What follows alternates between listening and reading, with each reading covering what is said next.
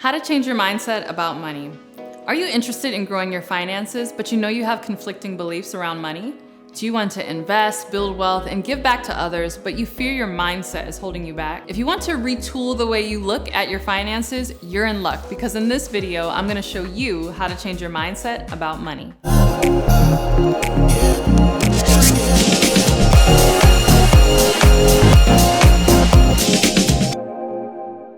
Hey, welcome back to my channel. If you're new to me, my name is CourtneyLSanders. I'm a full-time online life and business coach, as well as wife and mom. I wear all the hats and do all the things. In fact, as I'm recording this video, I'm like rushing, trying to get these done before the kids come inside from playing outside because, you know, once the kids are home, pandemonium, and you're gonna hear screaming and crying and background noise in my video. So I'm like, let's take advantage of this while we can still do this. But I really wanna talk about how to change your mindset around money, because it's so important in order to implement a lot of the financial advice that I've been sharing on this channel, both in terms of growing your business, growing a coaching business, but also in terms of how to manage your money. So I just did a video that I encourage you to check out. It should be here, called How to Manage Your Money Like the Rich. But I recognize that a lot of the information that I share in that video actually runs contrary to a lot of the, what I call middle class money advice that we've been given and we've grown up with our entire lives. And so if you're not willing or at least open to changing your mindset around money, you're gonna find it very difficult to change your financial situation, because every time you receive advice, you're rejecting it because it doesn't fit within your preconceived limitations when it comes to how you think about money. So if you are open, if you're like, I want to change how I think about money, but where do I start? I recognize that I have conflicting beliefs, then this is the video for you, because we're gonna get into it right now. Okay, the first thing you need to do if you want to change your mindset around money is you need to be brutally honest with yourself. Yes, be honest with what you think about people who have money, be honest about how you've managed money in the past, and be honest with how you've grown up around money. What are the money beliefs that were given to you when you were a child by your parents? In fact, not too many years ago, my husband and I signed up to work with a financial planner, and I love that one of the first activities that he had us do was think about how we grew up around money. You know, oftentimes in our households, we grow up and our parents aren't always on the same page. Maybe you grew up and your father loved to spend and was always taking you out for ice cream, and every time you got a little bit of money, it was like happy times because he was spending it and buying you a new dress and all of those things. But then maybe your mom was like, no, you know, more conservative, the saver, the penny pincher. And so, you know, she was able to manage the money really well, but maybe you had negative feelings around saving money because every time, you know, your mom was saving money, she was telling you what you couldn't have, and no, you can't have Frosted Flakes, you have to have store brand cereal, and you know, it was this type of thing. So you really want to get brutally honest with yourself around your background around money, how you grew up with money, how you think about it, because all of those things subconsciously color how you look at money, how you charge for your services, if you are working a 9-to-5 job, whether or not you're even going to negotiate your salary. Like all the subtle little things that add up over time have to do with our money mindset and a lot of our original beliefs. So you really got to get brutally honest with yourself if you are truly serious about changing your beliefs around money. Okay, the second thing you need to do if you are serious about changing your mindset around money is you need to understand what money is. I find that so many people treat money like this mythical thing that's very difficult to get and they can't keep it, but money isn't even real. And I know that sounds crazy, like what? Money isn't real, but money is just a measure of something, right? Money, the technical definition, I mean, you can Google this or look this up, is a store of value. So it's not the money that's real, it's the value created that we then represent with money. That's what's real. And so if you want more money in your life, you simply need to create more value in the marketplace. That's it. And I know it sounds simple, really, Courtney, that's it. But coming to that understanding can help you identify why you are not receiving the amount of money that you feel like you might be worth, right? Maybe you're at your 9-to-5 job and you're like, oh, I wish that they would pay more, but you have to be honest about the value that you're providing, not just to your employer, but to the marketplace. You know, if you are only selling your services to one client, i.e. your 9-to-5 job, and I know when I was working a 9-to-5 job, I treated the company that I worked for, I treated them like my first client, right? And they were my only client at the time, but even having that subtle mindset shift made me think about different ways that I could monetize myself and how I could get get other clients outside of my job. So the more you understand what money is, it's just a store of value. It's just a representation of the value that you create in the marketplace. The easier it is for you to find situations where you can create more money, because all you need to do is create more value. All right, the third thing you need to do if you want to change your money mindset is you have to stop focusing on just your financial situation. This is huge. This is so difficult to tell people. It sounds kind of mean, but it's true when it comes to changing your mindset around money and just liberating yourself to make more money and to truly have the finances that you want. You have to stop making everything about your personal financial situation. If I had $1 for every time I heard somebody say, I can't believe she's charging that. That's too expensive. Too expensive for whom, right? Oftentimes we use such absolute language. That costs too much. That's too expensive, simply because we can't afford it. I never say anything's too expensive. I just simply say I don't value that, right? I don't value it enough, or it's out of my price range. And it's not like, oh, I can afford everything. There are plenty of things that are too expensive for me, but I don't say no one should be charging those prices or that person does not deserve to get that. If there is someone in the marketplace who determines that that value for whatever it is that they're purchasing is lower than the return that they're gonna get from it, who am I to say that the price is too high or too low? And so I'll give you a perfect example, because this still gets on my nerves years later after this happened. But a few years ago, I was looking for a new MacBook, and I needed to buy this new computer around Thanksgiving time because I was preparing for my own Black Friday sale. I was gonna host some courses, sell them, and I still had my old MacBook from way back 2014. And so it was literally on its last leg. And so I was like, ooh, if I'm gonna do this promotion, I need to go get a new MacBook. And so I went to Best Buy, and there was a young guy, working there in the little Apple section. And so I was looking for a new MacBook, but I was looking for one that had really strong, memory and hard drive space, because I knew that I do these videos on YouTube. I'm very active. I'm working on my MBA. I got a lot going on, right? MBA student, YouTube videos, running a whole business. I need this computer to be lightning fast and for it to have a lot of memory and a lot of speed. And so I went in and I was prepared to buy just the best MacBook. I just needed the best MacBook for my business. And so the guy was a young guy who's probably the same age as me. So he assumed that my financial situation was the same as his. And I was asking him okay, which of these computer is the best computer for my particular situation? Should I get, the top of the line one, or should I get the middle range one? Here's what I'm looking to do. I run a business, I do videos, blah, blah, blah. I explained everything to him, and he could not give me a straight answer. He refused to tell me which computer was better.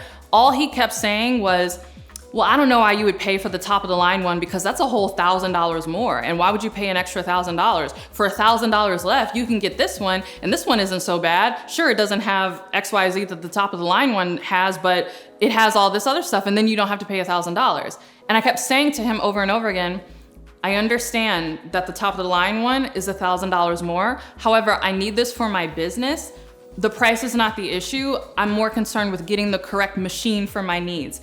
Of these two, and based on the requirements that I told you, which one is sufficient for my needs? And he kept going back to, yeah, but the top of the line one is $1,000 more, and it was driving me crazy. On top of that, I was trying to buy that laptop that day. He kept saying, and I don't know why you want to buy a laptop now. And he thought he was doing me a favor. He was whispering, he's Best Buy, they're getting ready to hold their Black Friday sale. They're going to start it, early. So if you just come back next week, you can get this machine for a whole, $300 off.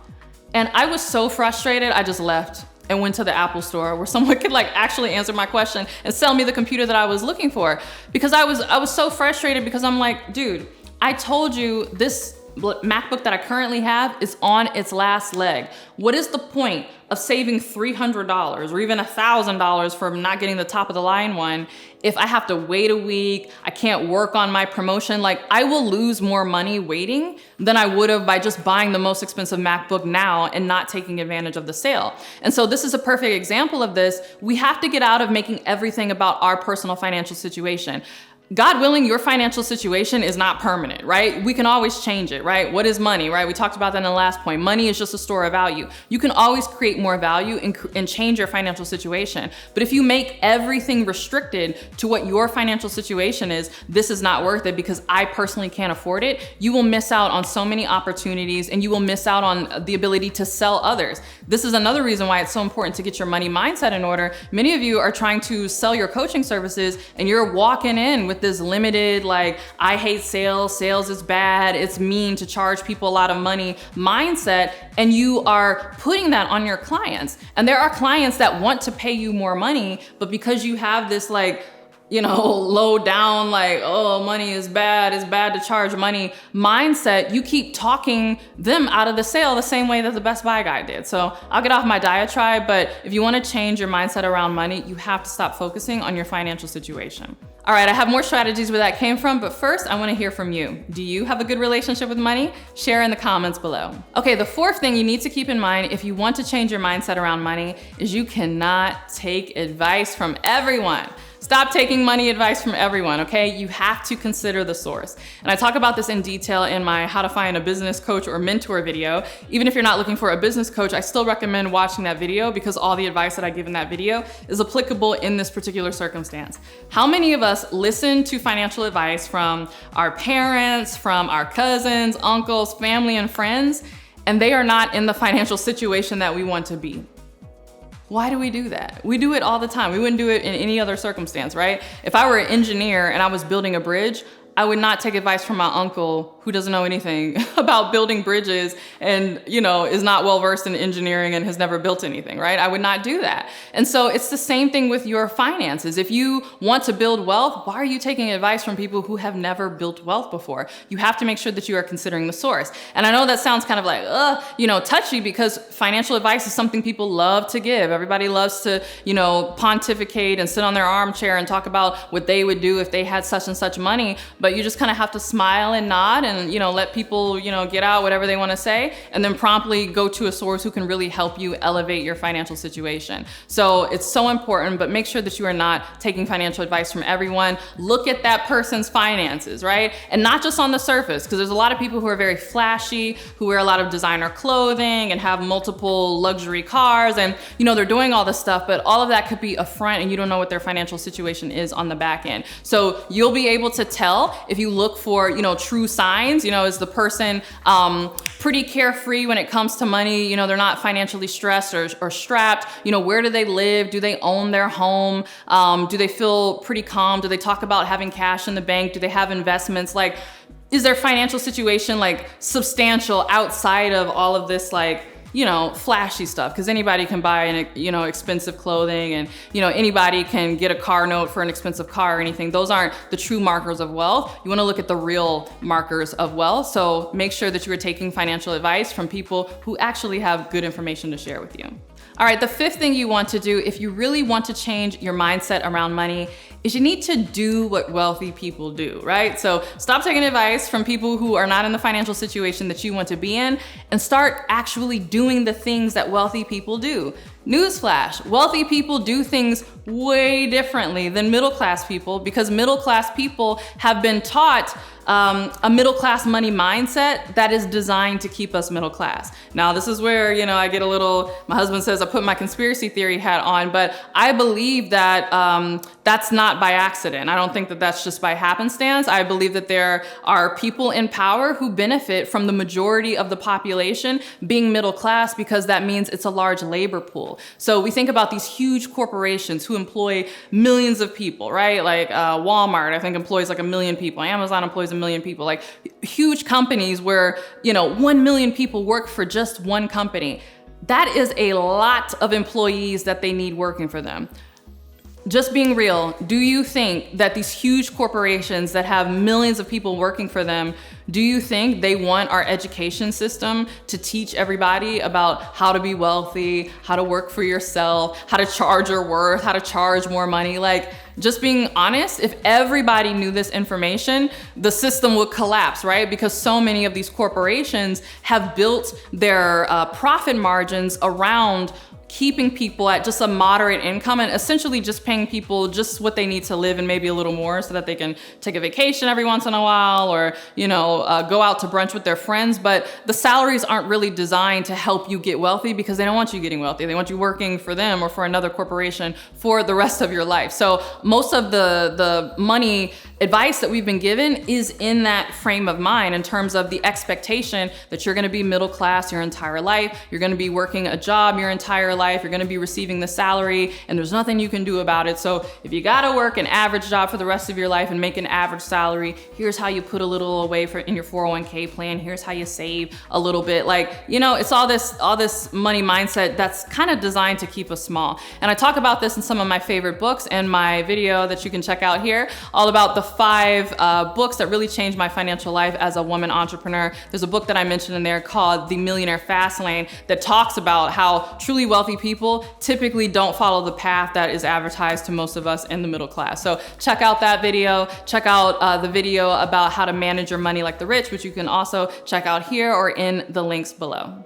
All right, if you want even more secrets about how to change your mindset, then I invite you to check out my $1 Million Brand Masterclass. This is a masterclass that I recorded not too long ago that goes over all the ins and outs of how I've been able to build a $1 million brand. And so you can check that out for free right now. It's immediately available. As soon as you click on the link and enter in your information, we'll send you the link to the video and you can watch it. So click the link below to download that video now. All right, I hope you enjoyed this video. If you did, give it a thumbs up and don't forget to subscribe. And if you can't wait until my next video, you wanna chop it up and talk more about money mindset. If you can't tell, this is one of my favorite topics. I talk about this a lot on my Instagram. Make sure that you are following me at CourtneyLSanders. And if you want even more, I also talk about this a lot on my podcast, particularly the money moves that I'm thinking about making. I share that on my podcast, The Courtney Sanders Show, which is both on iTunes and Spotify. And so with that, I'll see you in the next video. Bye.